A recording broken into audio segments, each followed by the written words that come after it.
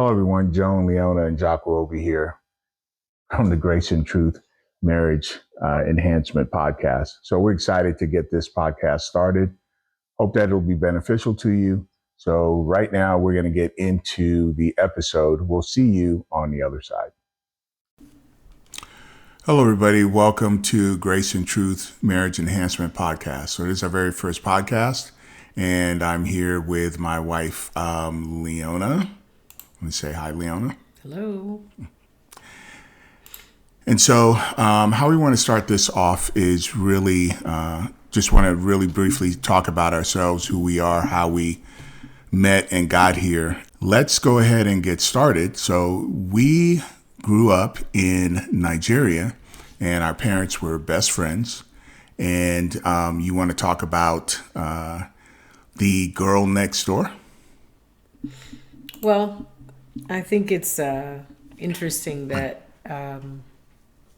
we would be here doing a podcast for everyone because all we were little kids that lived in the same apartment building, and it was a small apartment building.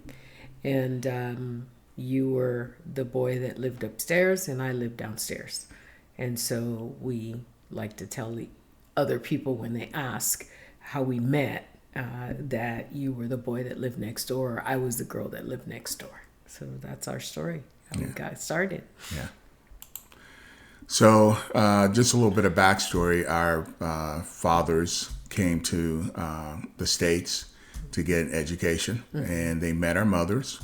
And they met our mothers. They got married. And so our fathers were friends, obviously when they came here. And so when they got married, the independence, in 62, our parents went back. And that's really how, of course, you became the girl downstairs and I was the boy upstairs. And so I can just remember the picture that we had, where you were dressed up in traditional outfit, and I was dressed up as a cowboy. And so my grandfather had come to visit, and he had brought me a cowboy hat and a pair of 6-shooters. And so we have this picture, and I may show the picture in the podcast, but maybe not. Who knows?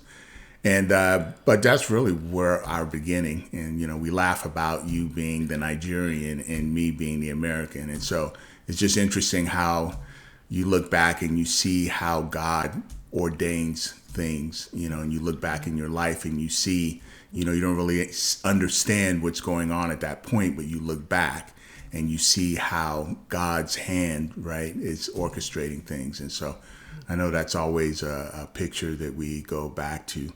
But so when we were there in Nigeria, we used to play house. So Yes. And to this day, I think I'm still a little confused about what a house is actually, because I've heard different concepts of playing house. But for us, we just put your mom's cushions together and built basically little forts that we would climb in and out of and go through. And it was neat. It was fun. It was our imaginations being put to use. And of course, I didn't have much of an imagination, but that's an inside joke that maybe you guys will grow to know at some point. But it was fun, and I know that you didn't necessarily want that. You didn't care for that because I was a girl, and you would have preferred to be playing with little boys and playing with your 6-shooter, and doing the not so politically correct Western thing. And we'll just leave that right there. But that being said, I thought it was fun that we were crawling through our fort and trying not to knock down the cushions, knocking down the cushions, having to rebuild. Ironically, we ended up doing that later on in real life, rebuilding A few times. a couple of levels Yeah. too. So spiritually, definitely, as well as our souls, and then with physical houses. But yeah, that's what we did as kids. That's how we played, even though you were disgusted at having to play with a little girl. So Yeah, it wasn't that bad, but again, at that time, we didn't really know. We were playing, right, and so we didn't really have too many, other friends around close by, and so so we played and had a good time. I think we had a good time at it. And then, of course, Biafran War started, and then I had to leave. My father was on a quote unquote hit list, as people probably look at that today. And so we had to leave and left you behind. And I went to Uganda for a couple of years. And how was it for you when you stayed behind? I just remember a day coming home and not really sure where I was, but wanting to go upstairs to go and find my friend, and my mom saying, Joe isn't there. And I didn't understand. So she explained that your family had to leave. And so I remember being confused, because it was like, they're always there. You're there. Your mom was there. Your dad was there. And all of a sudden, you guys are gone, and you're gone for days. So it did not make sense, obviously, till I was much older. But we lived through bombers flying overhead, me diving under my mom's piano seat whenever the planes were going by, and being terrified. And seeing newspaper articles that were just horrifying of what was going on in the eastern part of the country. And so it was very traumatic in many ways. Number one, suddenly losing your friend. Number two, hearing planes, and being told those are bombers. When you hear them, you need to get under something right away. And having very little control as to what was going on, and very little understanding until much later. So it was tough. Yeah, I can't imagine living through that. I know that the day that we left, there were tanks rolling through the city streets, and very, in here in America, we've never had those situations, happen. But it is, traumatizing when you see those, because your whole world's turned upside down. You don't know what's coming next. So I think, one of the things with Americans, they ought to be very blessed that they've never had to suffer that a lot of other people in other countries have had to go, through that civil unrest. And obviously we had our own civil unrest here, in the 60s, but it's not like the same as Civil War. And so fast forwarding that, we come to the United States, and so you're still in Nigeria, and my family's here, and I would say ironically, but in the Lord, there's no ironically, right? And our grandparents lived in the same area, and so just us being away from each other for those years, and then having the encounter that day when you call, and the person that you hadn't seen for a while was on the other side of the line. Yes, the irony of ironies. And as you have said, well said, what the Lord does that we have no idea He has planned in advance for us. I'm reminded of the scripture, I believe it's in Acts, where God says that He has placed us in certain locations on the earth for certain times. And so the fact that my family relocated from Nigeria to the U.S., And as you rightly pointed out, both our moms are American. So it was just interesting that my mom would say to me that day, why don't you call, look in the phone book and see if you can find Joe's grandparents and give them a call and see if you can find out what's going on with them. And part of it was an exercise in me learning how to use the white pages. I always struggled with the yellow pages. I don't know what that just that bit of my mind just I couldn't understand the logic behind how the yellow pages were organized. White pages, no problem. And of course, this is foreign language to those Americans The yellow of the younger pages that generation. weighed 40 pounds. That's right. Yeah. That's right. So I looked and called that day just to see, if I could connect with your grandparents. And lo and behold, you answered the phone. And your mom, who your family had actually moved back to Nigeria by then, your mom happened to be in town visiting with your sister. And it was really ironic that you would have picked up the phone. And so we chatted for a little bit. You called your mom over to the phone, and our moms both talked and then scheduled very quickly to see each other. And so I can't remember how long it took, but we came over. I don't know if it was a day.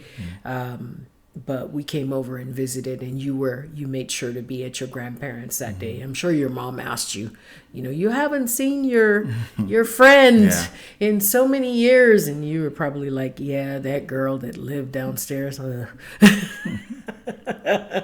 That's my imagination, of course. Yeah, it was an interesting time in terms of that, because I remember you saying that you had, before you came over, you had actually seen my dad. Yes. And so that time when I came over to see you, my mom had come back and visited, and basically when my parents left, I won't go through the whole thing, but when my parents left, I went through some really difficult times, and actually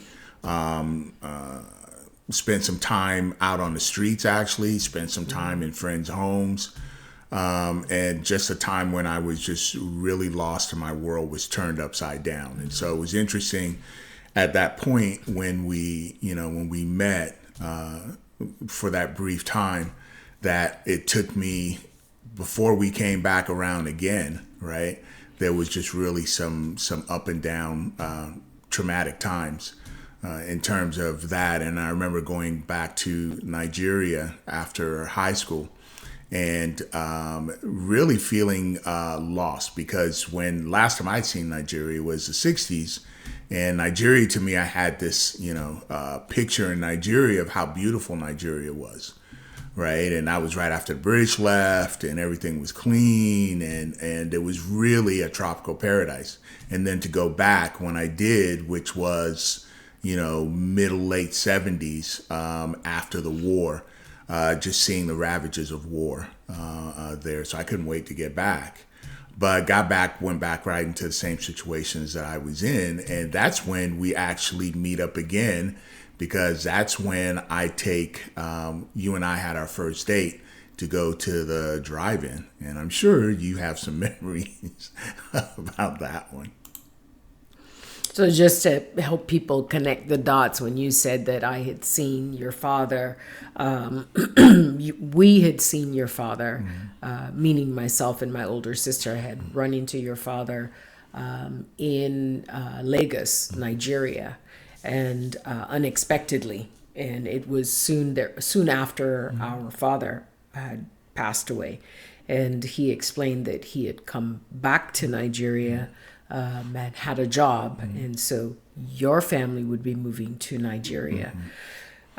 So fast forward back to me picking up the phone that day to call your grandparents and to hear your voice, and my mom asking, to find out, basically where you were, because she understood that you had not gone back to Nigeria with your parents.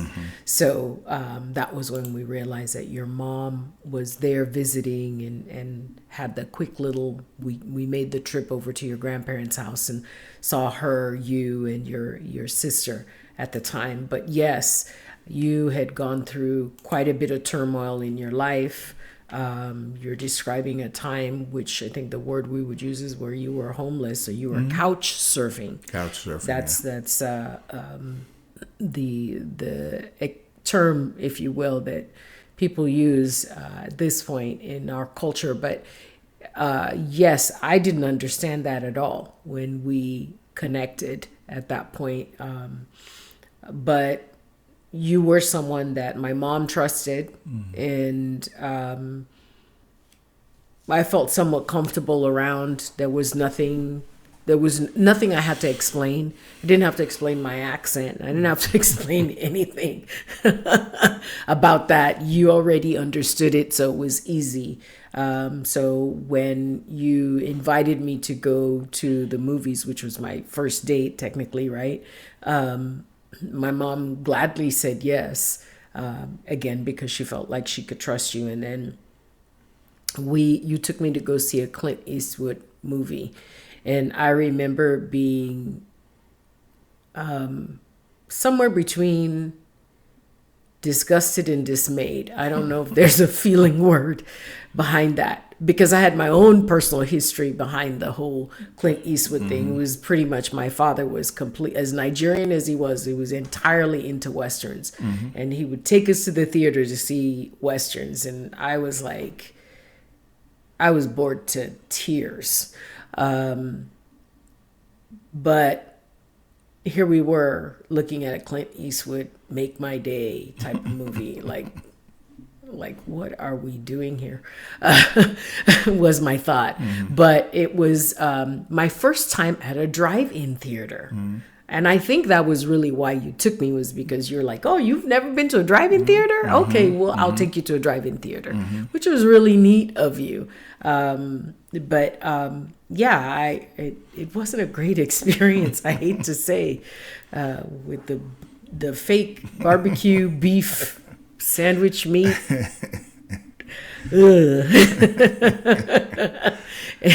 And the what do they call those things that sit in your window? The speaker box. Okay. Yeah, that sits in your window. That sits in your window that you ended up running into with the. Yeah, in the back, I ran into the pole. Yeah, but I'm sorry you didn't like the barbecue beef sandwiches, because drive-in was the only place you could get the perfect barbecue beef sandwich. But that date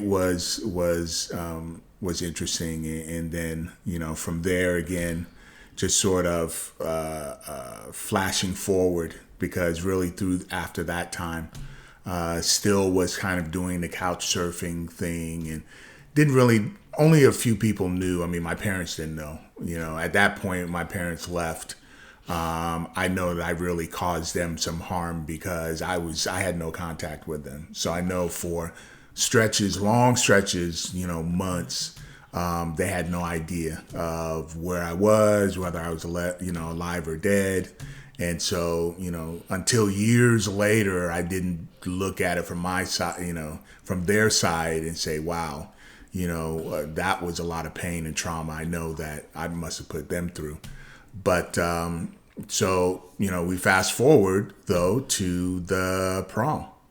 And I'm going to let you tell that, because I don't know whether my memory is fuzzy because of trauma or not, but you have a better memory of that one than I do. Well, I think it's interesting that we're doing what we do, and why we're sitting here to do a podcast, because when you talk about the trauma of your parents, you also experienced a lot of trauma, and the trauma of abandonment really was very present, and in a way it was almost like we say, a cleansing stream. They rejected you, so you rejected them, right? And so you had that feeling, which is why you were able to go for months at a time without contacting them and them not knowing where you were, but they didn't know how much pain you were in. And I didn't know how much pain you were in. Yeah. Nobody really knew how much pain you were in. No. So relationally, you didn't have a way, and you didn't have a relationship with the Lord. So it was difficult. So being able to get the needs met that you had, because every need that you had, literally from shelter to even being able to express the pain in your heart, they're all legitimate. They're all God-given needs. And so I think it's important that even as we talk about our past, that we process through those things and talk about the fact that we're now connected to the things that God has been able to do for us to help us become aware that it's not a matter of being needy. It's a matter of the fact that God created us with legitimate needs. Exactly. And he meant for us to have needs met. Now, we're not talking about things that people call needs these days, like I need to get my nails fixed. Well, that's not quite a need. That's more of a want. That's a want. Right? Although some people go, no, you don't understand. It's a need. Exactly. But having to have shelter and food and a place to stay and relationship and kind of warmth within the family, bonding within the family, those are legitimate needs. So anyway, you again, I think you were being my knight in shining armor, and you took me to my first drive-in, took me on my first date, and you offered, because just in conversation, it was literally just chatting back and forth, you learned that I had a prom coming up and I had no one to take me to the prom. And so you offered to take me to the prom, and that was really awesome. And so in the months leading up to that, I think it was, we saw each other in the fall. And so by January, my mom had bought my dress and she asked me, have you heard from Joseph? And I was like, no, I haven't. So I think by March, she was like, well, you need to make sure that you guys are still going to be able to go, so I can, hem the dress and do the things that I need to do to make the dress fit properly. It was a store-bought dress, but it still needed some adjustments because I'm so tall. Or as they say, I am vertically challenged. Yes.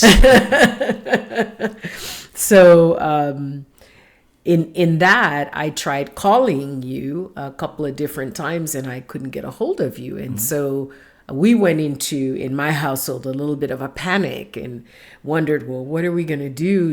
My mom's thinking, my daughter is not adjusting to life in America very well. She's still very Nigerian in all of her ways. We need to help this child. She goes to school, she comes home, she goes to choir practice, and that's it. So, she thought, well, maybe your sister's fiance, your actually no, I think they were married by then. Your brother-in-law can take you. They were married by then.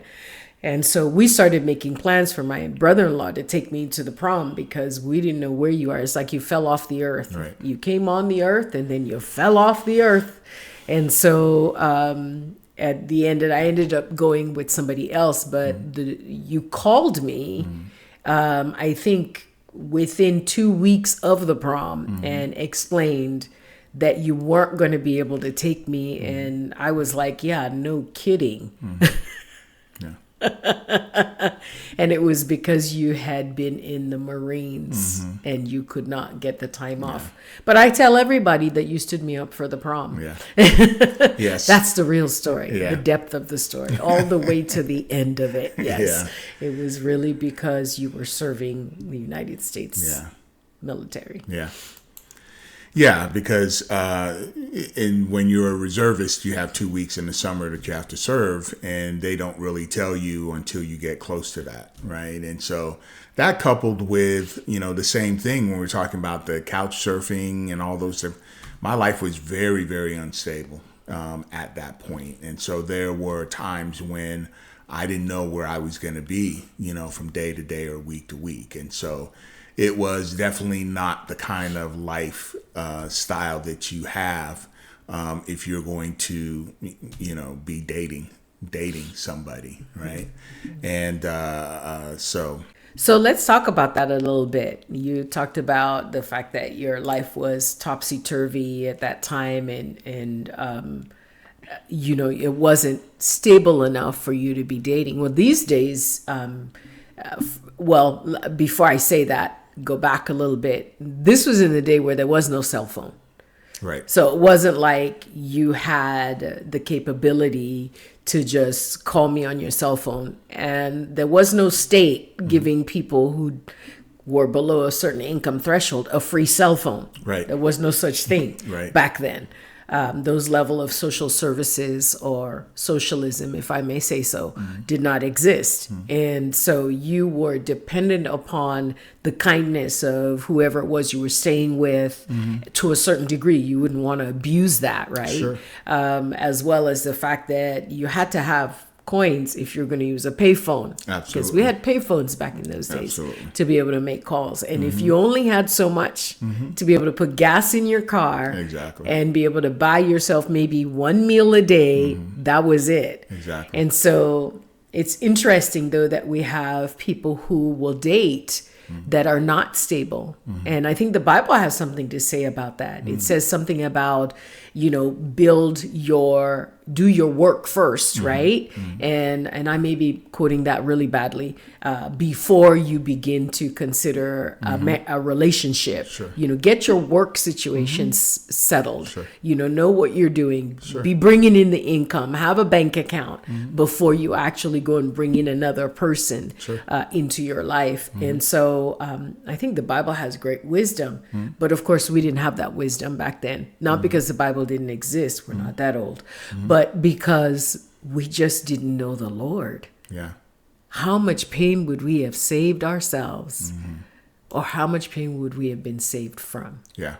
Well, I think too, when you talk about that idea being from Scripture, in earlier America, definitely up until the '60s and the social changing, that was still very much the way things were. I mean, a young man went off to college and he got his degree, and many times they got, they may have gotten married in college or whatever, but there was a specific plan, for that young man, and he was going into that, whatever profession that was, and so he was preparing in a way to have a bride and have a home and build a home together, and so traditionally, yes, that's very true, and that would have been great. I would have loved to follow that path, but again, talk about just the providence and of God. One of the things I didn't talk about was when I got into that situation, a friend of mine, one of my best friend, went to Marine Corps. And when he came back, he was radically different, right? And so I had seen that change in him, and I knew that God didn't want me to live the way that I was living, even though I hadn't, I wasn't following God, I still knew of God. And I just felt like he didn't want me to live that way. And so I went to the Marine Corps, and the Marine Corps actually gave me the things that I needed, right, to come out and to know about honesty and integrity and values and those kind of things. And so again, just amazing how the Lord works, because if my parents had not left, definitely I would not have been going to the Marine Corps, because, I would have been at home, and, my father would have said, okay, you're going to go to college, and, and I'd be at home and doing that. And then I wouldn't have had any need to go to the Marine Corps. But because of where my life was there, right, again, God's hand moved me into a place that he knew that I needed to be. And so, so let's fast forward even more. Right. So you've now gone to college, right? And you're in college.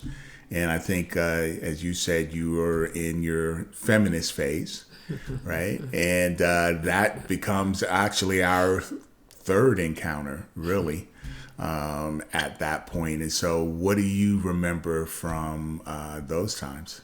So just to be clear, I'm going to go back a little bit and just say, when I brought up the whole idea of what the Bible teaches about settling your affairs, getting your work together, definitely no dig on you. There was not a dig on my husband. I just want people to hear that. Yeah. The reason I bring it up is because the Bible has wisdom for us, and we didn't tap into it, period. Mm-hmm. I didn't tap into it for myself either. Yeah. So guess what?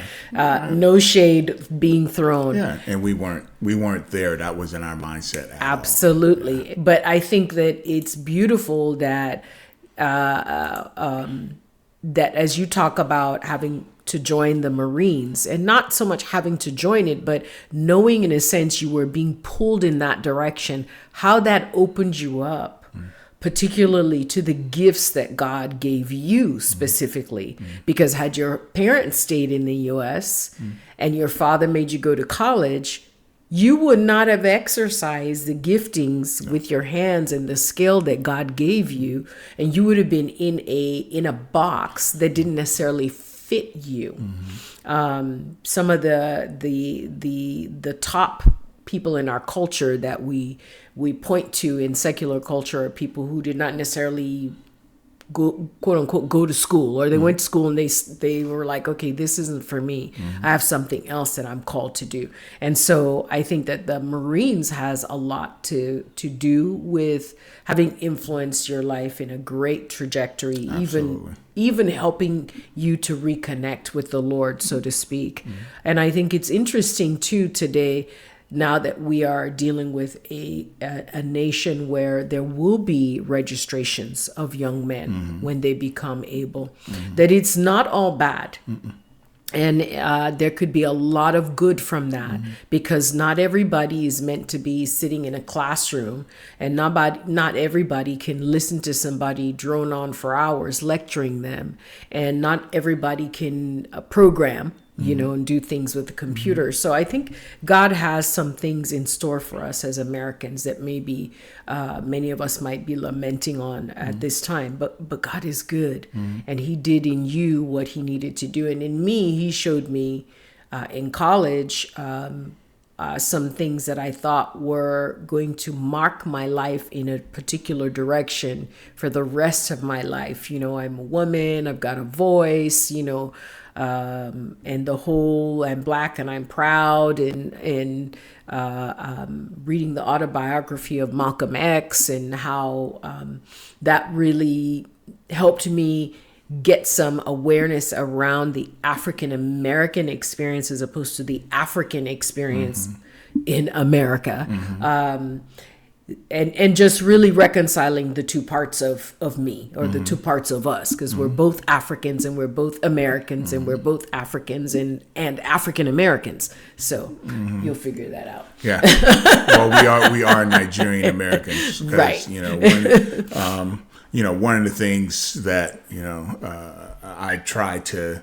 We try to say is, people go, oh, you're African American. Well, Africa is a continent that has a lot of countries in it, right? And so I realize, again, as you were saying, the African American experience is because, again, from slavery and losing that history, that you knew you came from the continent of Africa, but you just didn't know, even though a lot of slaves came from northern and western parts of Africa, but because we know our heritage, right, we are Nigerian Americans, and so I just throw that in there because I tend to speak that way in terms of because in America we're so used to thinking of Africa as a continent and throwing all those people together. Right. And you mean Africa as a country? As a country, right. Thank you. They think of Africa as a country, and it is a continent made up of many countries. And ethnic groups, nationalities, Absolutely. And languages. And when we say that, there is no shade on our African American side. We're not, that's not an issue. At all. It's just we have an understanding that's maybe a little different, and at the same time There are so many. I'm going to digress for a minute. There's so many things that African Americans do that have to be genetics. They just have to be genetics. I remember seeing many where we used to live, many older men sitting around with the garage doors open, having the barbecue smoker going, and they were just chatting it up while they were smoking some meats. And I thought, oh my gosh, they have no idea why they're doing that. And I can't even explain it. But I've seen this scene so many times in Nigeria. A bunch of men sitting together, a bunch of families sitting together, outside, literally would be outside, and they would be barbecuing or they'd be cooking in an open flame and just enjoying their family time together. And these are the people in the US that I'd seen doing it. Had probably never even done anything other than see Africa on a map. But here they were, just naturally every day. This is something that they would do. So God is so amazing. But with me at that time, I was really beginning to connect with what it meant to be Black in the United States for an African American, and the pain and the suffering. And that's why we brought that up. That's why I brought that up, literally. There's a very different experience of Africans who are in the US and or of Nigerian Americans or any other, name the African nation American that is second generation. And we're first generation, right? So second generation, third generation, they have a different experience than somebody who has been born and raised here from slavery. So like even our mother's experiences, right? Their natural experience. And so I wanted to understand that. I felt like it was my responsibility, just as if you were to decide today, for example, to change your citizenship and go to Portugal, you would need to learn Portuguese. You would need to learn a little bit about the country and become accustomed to the way the country, operates, right? So that's what I was doing. And I didn't know how much it would affect me. It affected me greatly. To see the pain that had continued since slavery, because I had bought the lie, because in many ways it was a lie, that after Martin Luther King Jr. died, everything was copacetic. Everything was great. The world was just positive and everybody loved everybody. And it was only to find out that that was not the case.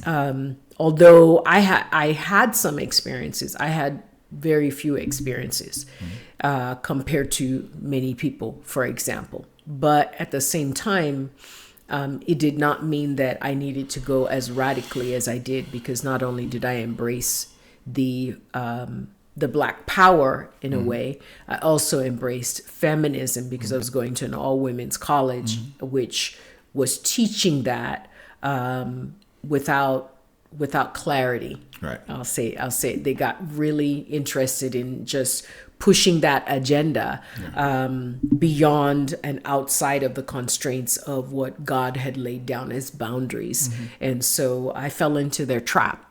And you didn't like that very much, because I was pretty mean to you. Yeah. I remember our encounter there, and it was very militant. It was very, pushback. It was very, men are scum of the earth. Is the way that I looked at it. And, that day, my cousin and I came to visit you, and it was, for me, it was traumatic, because it was such a change from the last time I'd seen you. And so I remember leaving the campus and telling my cousin, well, that's the end of this relationship. It's not going any further. And funny, again, how the Lord works, that probably a couple of years after that, we actually got married. And before we got married, right, we had started, you had called me again, and we kind of started, dating, and you were kind of chilled a little bit oh, wow, I do actually need a guy. Well, So we started, we started dating again, and you coming to the point of getting ready to graduate, right? And you really didn't want to go back home, right? And so we were just, well, the next best thing is, why don't you move in with me? And so what was very interesting about that was you'd moved in, and I got a letter from your grandfather. And your grandfather had said, the family we come from, we don't believe in shacking up, and this is my daughter and my granddaughter. And so, unless you guys are getting married, right, you need to not have my granddaughter be living with you. And that was the first time I thought about that, even though I was at a stage in my life where, I'd been done with the party scene and all that. And I was thinking about, I'd always wanted to settle down and get married. Right. And so the letter got me thinking, I was checking the boxes, and you checked all the boxes because, again, the same way that we had a history. And so you didn't have to explain to me, right, excuse me, what the culture was and those things. The reverse was the same thing, because I thought about, how could I marry, because of my Nigerian culture, how could I marry an American woman that really has no understanding in terms of that side? So she'll never be able to connect with me on that side of who I am, right? And so it checked all the boxes, and so I decided to ask you to marry me, and we got married. And it was really the beginning of just I would say not so much quirky, but just we've just never been people that have been into a lot of fluff, and I'd say pomp and circumstance and stuff like that.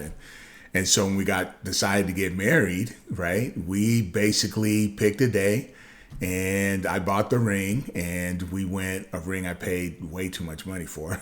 But I bought it from the credit guys at $10 down and $15 a month, and it wasn't worth anything like that. But anyway, and so, and my good friend from work, he drives us down, and we go to Justice of Peace, we get married, and we get Chinese food, and we go home, and that's really our wedding day. Mm-hmm. So, any thoughts in terms of that? Just a very interesting transition, from being a Malcolm X advocate to almost considering even, because I did one of my senior papers on the Nation of Islam, and again growing. I'm sorry. I'm so sorry. No disrespect, but I'm sitting there as a Nigerian American who has grown up around friends who were of various religious backgrounds, and going, what does this have to do with Islam? I'm not really sure how you connect what's being said from the stage with Islam. And okay, and realizing that there was a lot of hatred, unfortunately, and though I really appreciated the dietary laws, love those bean pies and those fish sandwiches, I recognize that I couldn't hate one ethnic group simply because of the color of their skin. Nobody comes into this world and says, oh God, make me this color. At least if we do, none of us are born remembering that we asked for a specific color. And I really don't think that's how it works. No, it doesn't. No. So it didn't make sense to me to hate anybody, regardless of what had happened historically, or regardless of even how some people were taking advantage of different people's ethnicities or color to continue to hate people because of the color of their skin, or to call them devils. So I knew that wasn't for me. I was raised by my parents to be somewhat open-minded, and there were too many books from too many different authors from too many different parts of the world that I grew around, that I grew up around, for me to then pigeonhole myself into this very space that was, okay, you're welcome, but nobody else is welcome. Right. And so I had to let that go. And even though the school was also very into emphasizing what women could do, what girls could do, girl power and all of that. And I appreciated that. I was raised by a father who always said, this house you're living in, guess what? It's mine. You're going to have to grow up and get your own. Right. And even though he was very Nigerian, his mother and father were both Nigerian. He didn't have a feminist bone in his body. In fact, he was a womanizer. Which to me says something else other than being a feminist. It was a case of recognizing God made men and God made women. And I remember Adam and Eve, because I did take religion in my high school in Nigeria. And so I couldn't go as far to the left as my school was promoting. And so I knew that I wanted a relationship, and I wasn't sure if I wanted kids, but I was sure I wanted a relationship. And at the time I was thinking, well, I'm going to graduate.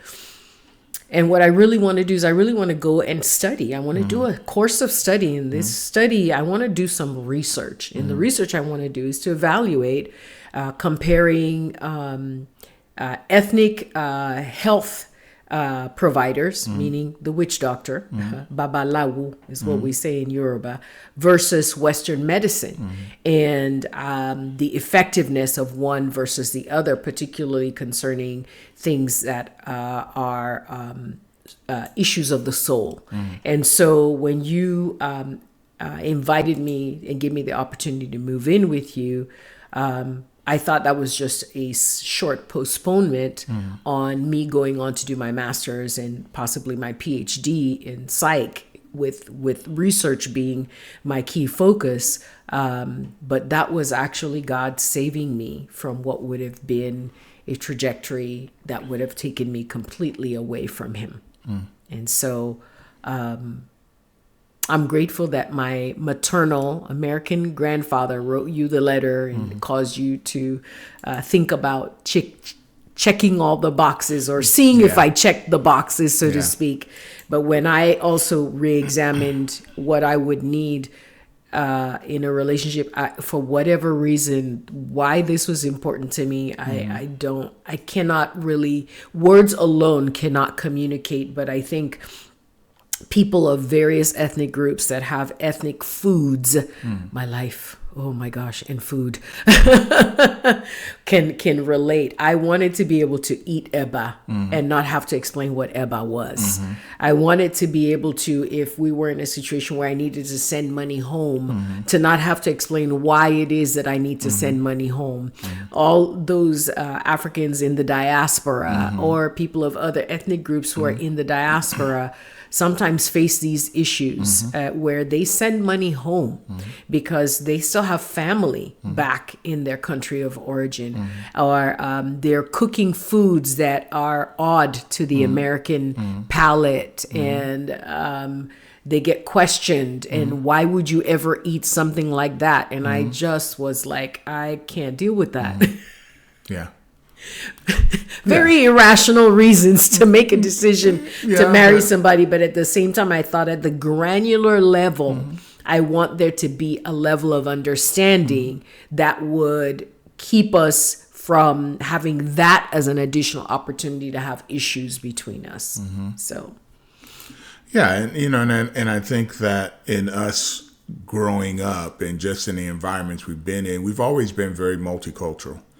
And I think that was another thing that was very important to me when I married somebody, right? Because I didn't want to marry somebody that was so locked into, right, their specific culture that they did not have the rich experience of multiculturalism, right? And so I can see even how God, after we got married, right, how we've always been able to move amongst people of different cultures very, very easily, because that's been our life. Our life has, way before we got married, our life has been multicultural. And so, again, part of the reasons why, you checked all the boxes. And so, so we get married, right? And so we get married, but all the issues, right? We've talked about some issues of war and, father, and for me, abandonment and different issues.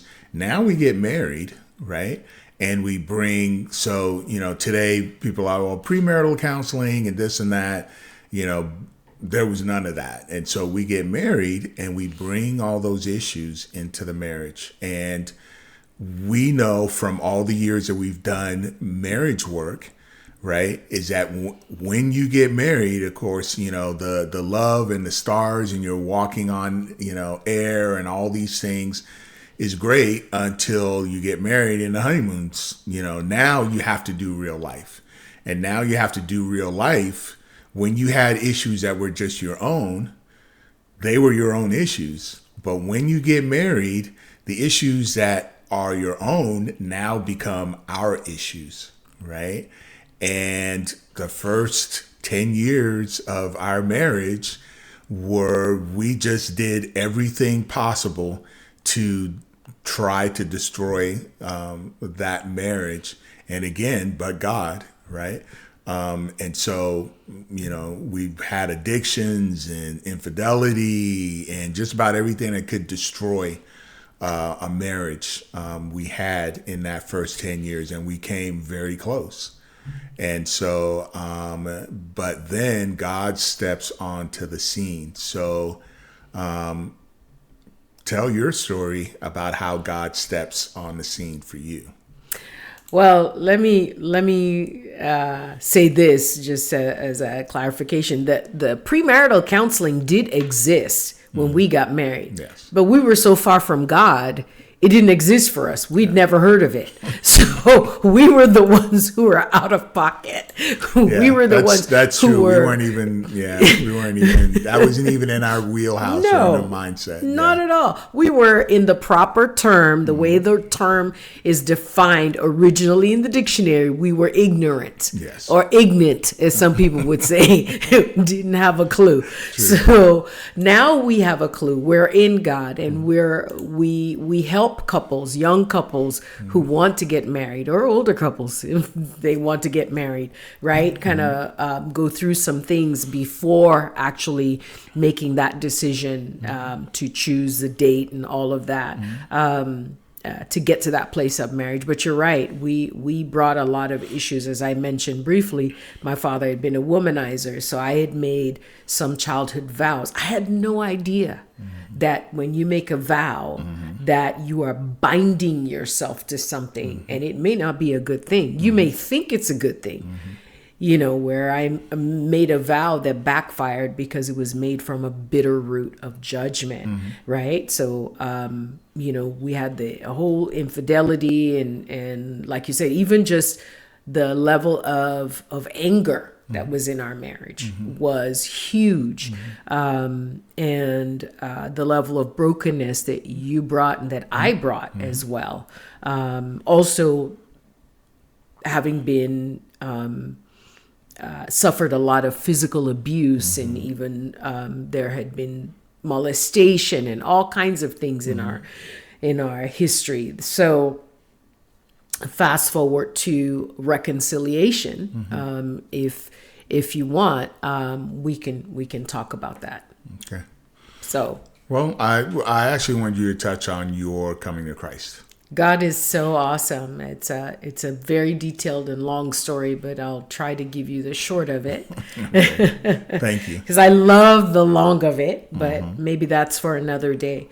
I encountered the Lord because I had been searching. I really was searching for who was the right expression of God. And that was really because we had come to a place where we realized that our marriage wasn't going to make it unless we brought God in. Right. So I started this search, and one thing I had done was I had been introduced to a lady who was actually a New Age, I'll call her guru. That's the wrong word, but she was a New Age person. And she was coaching me in how to engage more on the New Age level. But as a part of that, you're allowed to bring in different types of faiths. You're allowed to bring in different religious experiences from your past. And so she had given me crystals, and she'd given me a little medallion that represented one of the goddesses in the Yoruba pantheon. And I was supposed to use that to connect to God. And she tried to teach me how to meditate, and I wasn't very good at it. I could never get to a place where my thoughts were quiet or do the humming thing. That I just couldn't go there. So I had concurrently been watching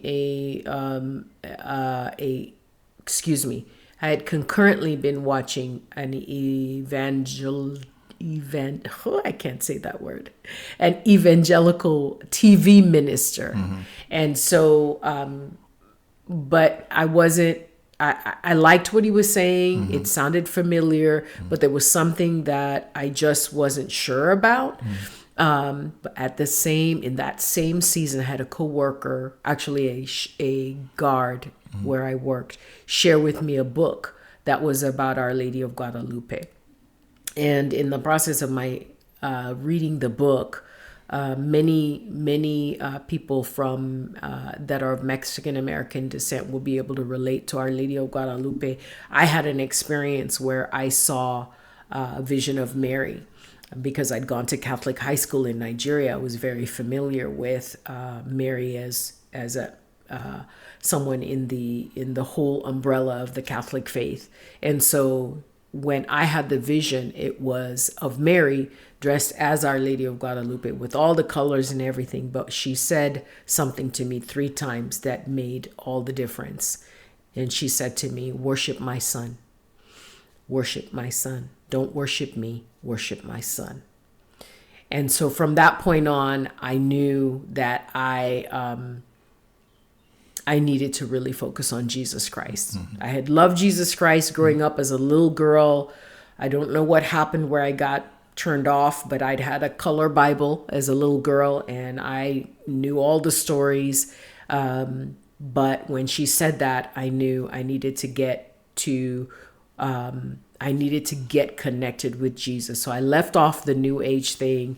And because of the evangelical TV preacher who was on TV every Sunday, I remember praying to accept Christ in my rocking chair while he was leading. And he would always end his program with, "Get yourself to the nearest church. If you can't come here." Well, he was in another city very far away. There was no way I was going to be able to go to his church physically. So I decided, we'll go to the nearest Catholic church, which was where your parents were going.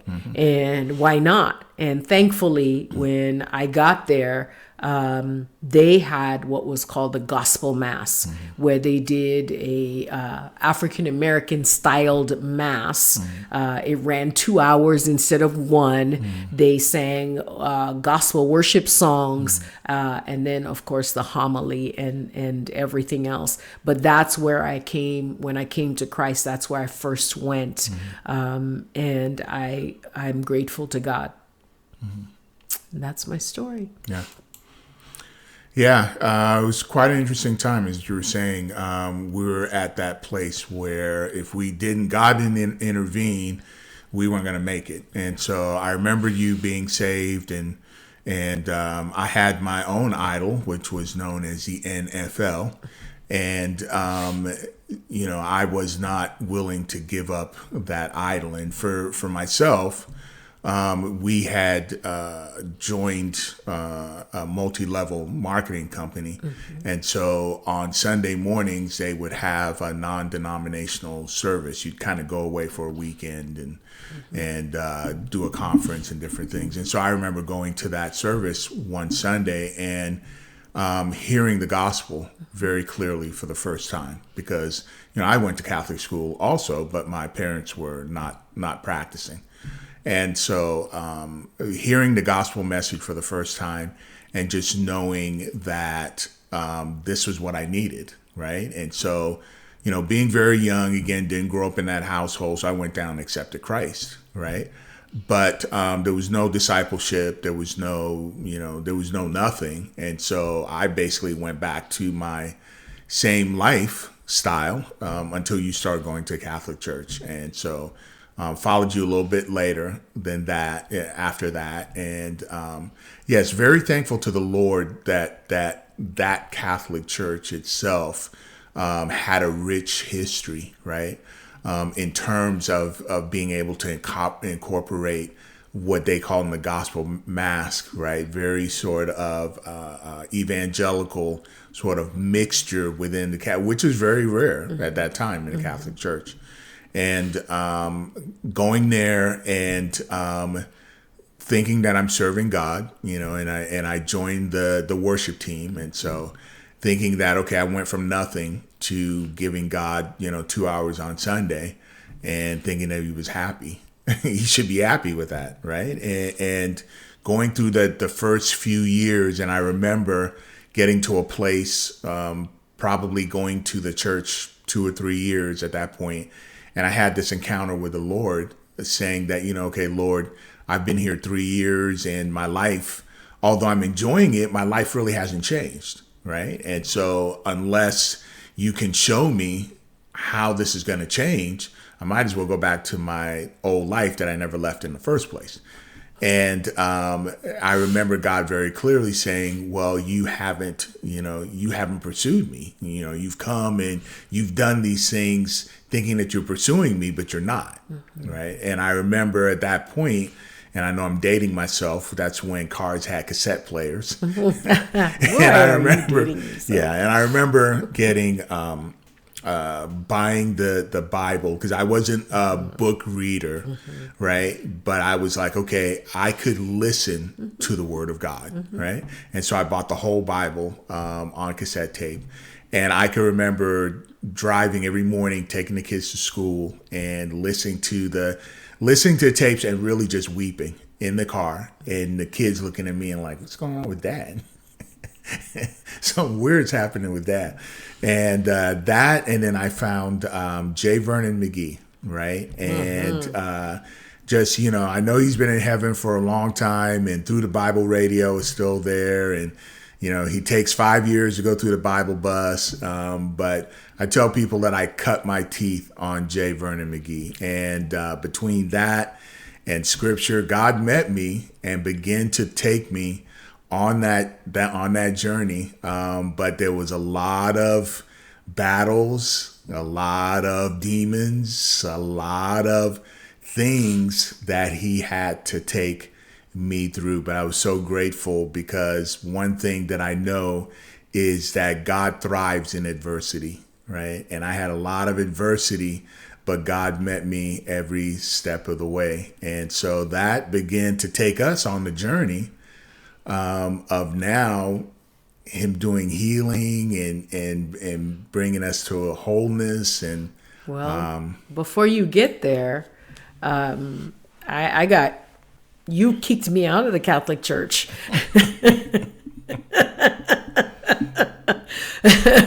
Before you got to your journey where you were in deep with the Word and J. Vernon McGee, how firm a foundation, saints of the Lord. If you know, you know. Yeah. That's all I've got to say. But yeah, so I was still listening to other evangelical ministers that I could watch after coming home from Mass, and or found the Christian radio station and not the Catholic channel. Didn't find that one. Nobody told me about that one. And realizing that I needed to be reading my Bible. I couldn't just be relying on what the priest was saying. And in fact, our priest loved the fact that I was reading my Bible and would call that out, which I'm grateful for. But I was planting tracks in the Catholic Church. Yeah, and that was so the one thing that Cheap tracks at that.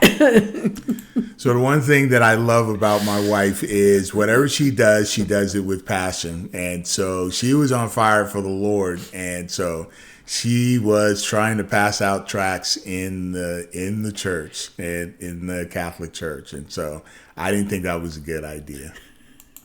So my husband nicely invited me to go elsewhere. And actually you said, you can take the kids with you. If you find another place, you can take the kids with you. But then what you ended up doing was you found the church that I was going to go to. And you found a church called Southgate Christian. And it was wonderful. We met my first evangelical pastor and his wife, and the kids got connected there. In fact, our son, whenever he would help with communion, to prepare communion, he would eat half the sourdough loaf. Which was not right, but yeah, he got a lot of the bread of Jesus. Yes, he did. A lot of the bread of Jesus. That's right. But yeah, that's how I ended up out of the Catholic Church. But then at one point later on, when my pastor at the time, Pastor Mark, left to go back to the Philippines, we merged churches with another church, which was great. There was no problem there.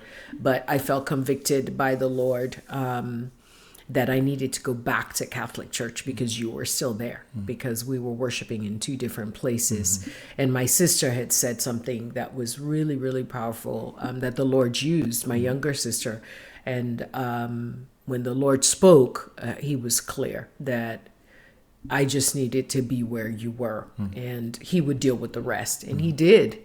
And when he did, it really wasn't long, because soon after that, we both had an experience in the Catholic Church where you received the conviction that we needed to move forward. Yeah, absolutely. And I call it our own Macedonian call, right? Because a good friend of yours that sent her daughter, and our son went to the same Christian school, invited us to her church service. And it was the first time that I'd ever seen a man on fire for Jesus. And I recognized at that point, again, that, okay, the Lord showed me, right, a picture of the next steps of where he wanted me to be. And he made it very, very clear. And I remember actually having a dream after that, literally like Paul's Macedonian call, right? It was like the pastor of that church was like, come over here and help us. Cause it was a really small church, right? It was an urban church, and people that just loved the Lord. But in a small church, definitely the pastor is doing everything himself, right? That's right. And I really felt that strong call that the Lord wanted me to come alongside and to help him. And so that was really our journey there. And that was really our first experience after he'd been there for a while. We remember we just wanted to be members. And he was saying, I remember one time, he was calling out leaders in the church, and he called us out, and we looked at each other and was like, we're not leaders in the church, and pastor was like, no, you are leaders in the church. And we understood what he was saying, right? He wanted to identify some people. And again, this was a God call that he saw something in us that we didn't see in ourselves, right? And a little bit after that, he had us start working with our first couples. We did a home group. Yes. We did a home group. We did a home study, and it was mostly couples. It was one single person there who's still in our lives today. Shout out, June. And we actually did that, and then from there we started dealing with some couples. He assigned us some couples, and even was he saw something that we weren't picking up on it. We were just doing what we do based on how God was leading us through the word, and we ended up he wanted us to be a part of a conference on marriages that was going to be coming up, because he wanted us to do more with marriages at the church. Yeah. And so that's really what led us into really the ministry we've done now. So really we've been doing this 25 years, I would say, maybe close to 30. Yeah. So again, the years, right? 30 years. And the Lord's just been grateful, just such a blessing to us, because, even at that time that the Lord had done some work in us, we had so much more work to do, right? Yes. And what we realized is, as we were helping other couples, right, the Lord was continuing to do a work in us. And he was faithful. And as we moved through that church, and we had a season where we sort of pulled back from ministry, and there was some different things, passing in the family, and so just sort of navigating, this walk with the Lord. It's never, people think it's, a lot of times it's sort of this smooth transition, but it's not. Right. And so many times there's seasons in our lives, right, that we go through.